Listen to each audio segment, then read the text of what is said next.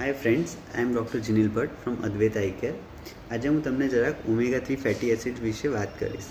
તમને ખબર છે ઓમેગા 3 ફેટી એસિડ્સનો હૃદય, બ્રેઇન અને સ્કિનની હેલ્થ માટે એક ઇમ્પોર્ટન્ટ રોલ છે, પણ આંખ માટે પણ તે ખૂબ જ અગત્યના છે. લાઈક આંખના રેટિનાની હેલ્થ અને આંખની જે આંસુ બનાવતી ગ્રંથિઓ તેના રોલ માટે એ ખાસું અગત્યનું ગણાયું છે.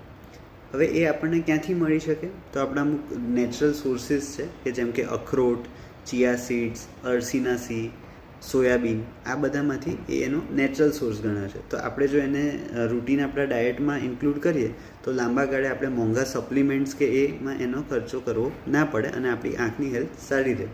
તો પ્લીઝ જોજો કે તમે એટલીસ્ટ આને તમારા રૂટીન ડાયટમાં થાય તો ઇન્ક્લુડ કરી શકો છો. Thank you.